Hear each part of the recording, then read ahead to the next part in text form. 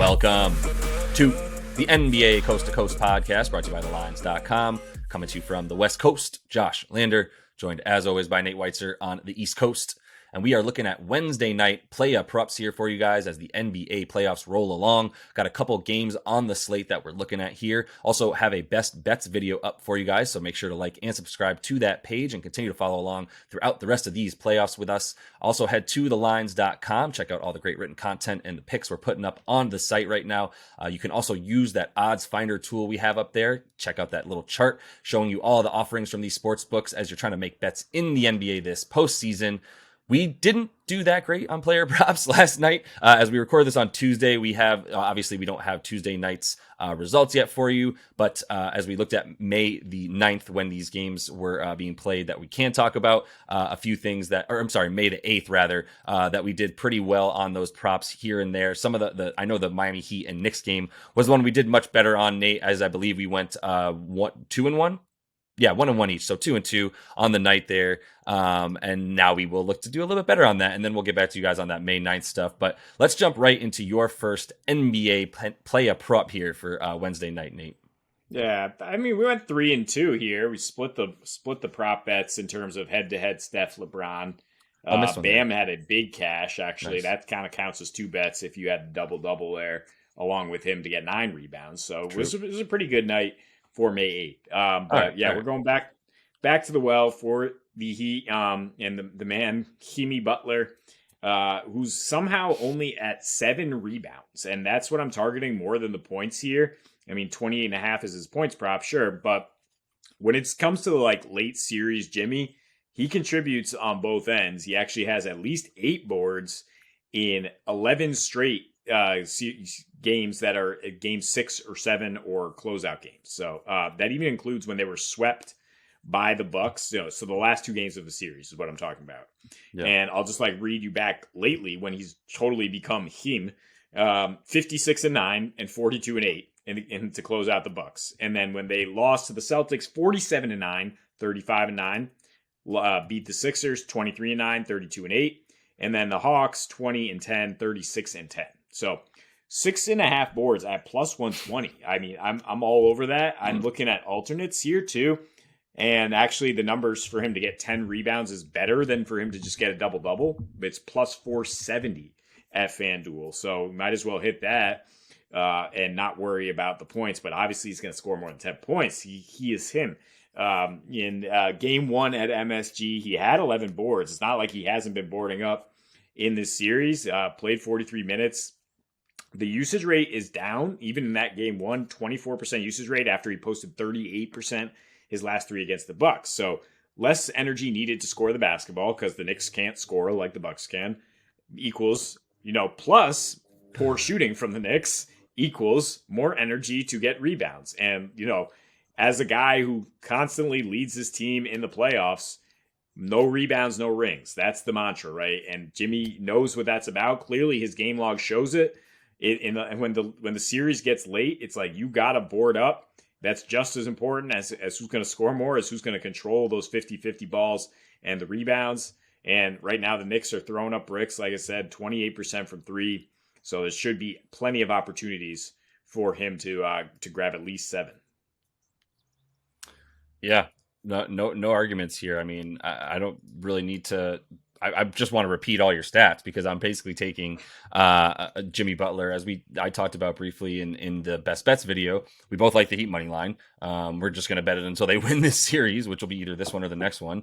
And then I was throwing a few other things on there, like Jimmy to just go bananas, like he has. Jimmy to get 30 in the money line with the Heat parlay, make him get to 35. You're talking about 6-1 on your money. It's not that unreasonable for him to get 35 in a game where I think a lot of the role players will continue to play a bit worse on the road than they do at home. It continues to hold true even for this team, which has an incredible supporting cast right now, which is what we thought was its weakness before we got into the playoffs. So shame on us, I guess, for downing Spo and Jimmy Butler together. But I would just, take everything you said and say, I see a big Jimmy game all over the floor the way that you're saying. So while I am going to sprinkle a tiny bit on something like him to get 35, and if he's going to get 35, like they're going to win this game. I just think those just two go together so well. So with that in mind, like I do think he's going to gobble up a bunch of other stats as well, and would just take the over 40.5 points, rebounds, and assists combined for him in this one, where you get it about even money, minus 105 on DraftKings there, which had the best odds of these books to get him there. Like, do I need to say anything else other than what you just said? I mean, it comes down to time to close out. Jimmy Butler on the road, especially in a situation where like he's going to be needed. I mean, in game one where he had 25 points, he still had the 11 boards and just the 4 assists, but like he didn't really get it going until that second half. He didn't even have more than what he had 7 shot attempts in the first half of that game one, and then he got about 9 in the second half. But like, the 21 shots that he put up, or excuse me, the 33 shot attempts that he put up against the Heat, against the Bucks to close them out last time. He was in this exact situation going back on the road, game 5. Like he took 19 of those in the second half because it was time to just take over. So even when he's not doing that, the boards I like as well. The assists, they make you a bit nervous, but because he just had the 10 last game, and like I continue to believe in. I'll talk about another Miami Heat player prop that I'm going to take here, who should be the beneficiary of some Jimmy Butler assists as well. Like I think that with the opportunity to either get an assist to Gabe Vincent, Caleb Martin, Max Strus, or even Duncan Robinson at this point, all who have been told, if you catch the ball from Jimmy out on 3, pull it. I don't care if you're that open. I don't care if there's a hand in your face. Pull it. And at first I was like, I cannot believe these shots that are going up that these guys are taking that covered. But that's the directive, right? Is shoot it. And so Jimmy has had a ton of potential assists as well throughout these playoffs, and it's just really dependent on, are the guys hitting for, or is it a hockey assist for him at this point? And I think the way that they're bringing double teams a little bit late, the Knicks off-ball defense is so bad. It's just so bad. Watching guys just play either Olay defense or slap at the ball, not boxing out. The Knicks have combined 4 defensive box outs. They're just relying on being taller. So there's just a lack of effort in that sense, where I'm like, Jimmy's just walking by guys, and the double team comes by the time he's at the rim, and all that's doing is giving him an and one. So I'm going to continue to believe in what I've been seeing, and I don't believe in Tibbs to make any adjustments at this point for the better. I mean, what can he do? That's a really good observation, that they're just pulling the ball no matter what when Jimmy kicks it, which therefore forces you to play Jimmy one-on-one. And Josh Hart is a good defender. He's doing a good job when he gets the opportunity, but there's just nobody stopping him one-on-one. Obviously, he outplayed Giannis in the last series. Like, who's going to stop him?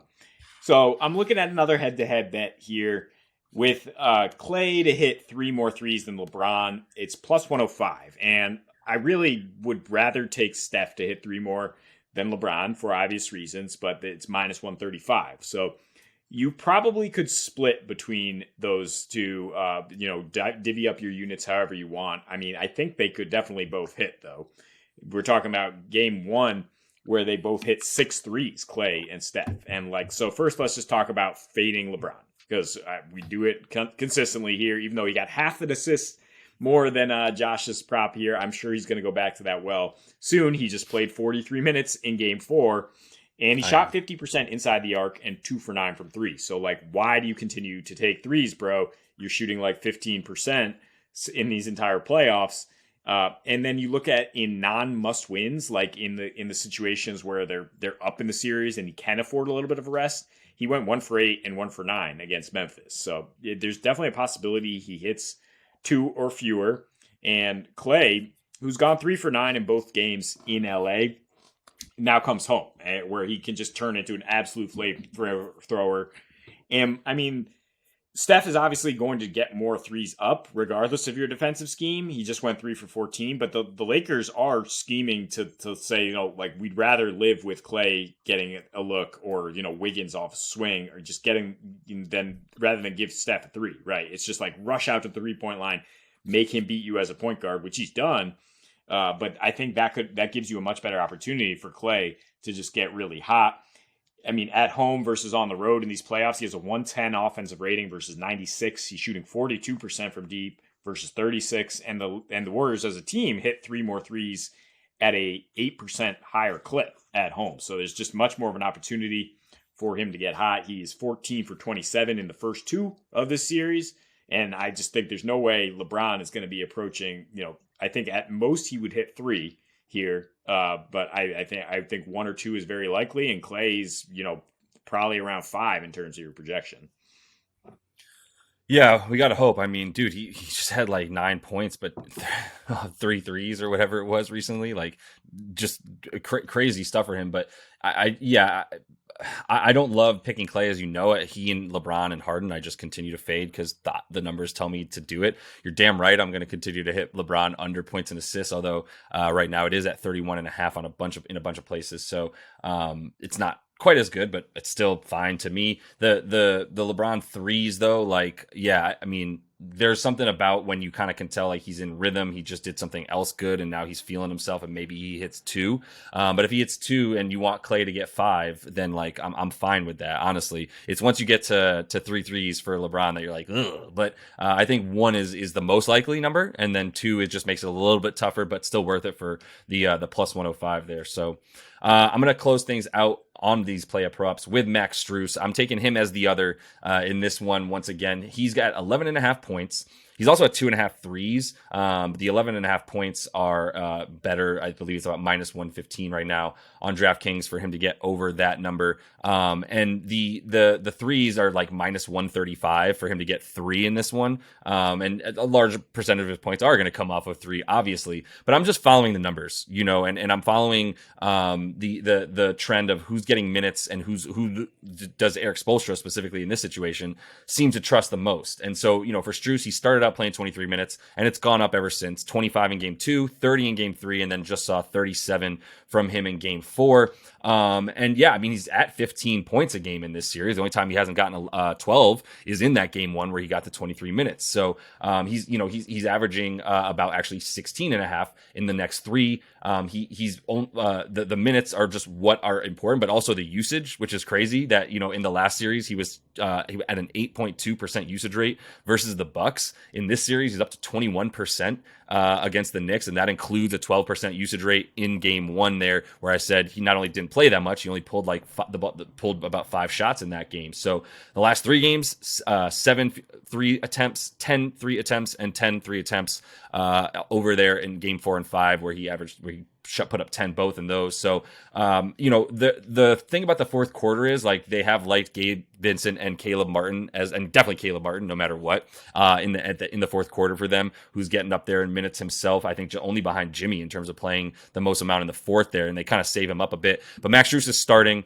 and I do expect him to play above 30 in this one, and I do expect him to get another 7 3-point attempts. And if that's going to be the case, then I'm going to feel good about him getting 12 points. Yeah, I regret not taking him 2 games ago, where we were taking Gabe Vincent. I looked at both props. I was like, Strus to hit 3 threes. I really like that, but I don't have any numbers to back it up. Like, other than the fact that like Max Strus, this seems like a Max Strus series. Like he's being functional on defense. He is one of the rare guys who can hit a 3 on either team and actually play defense. So like he's gonna fit in here. And he's actually decently versatile on offense in terms of cutting and score and finishing in transition too. So like, I agree with just taking the 12 points instead of being like 3 threes necessarily. I don't know what the difference in juice is here. But I do think, he will be scoring and getting those minutes. Are you saying Max Strus is sneaky athletic, mayhaps? I'm just kidding. But I agree. He has a variety of ways that he can score at this point. But that is all the time we have for you guys in these player props. Make sure to like and subscribe to that page. Continue to follow along. Check out the best bets video we have up for you as well. And until we see you next, happy betting.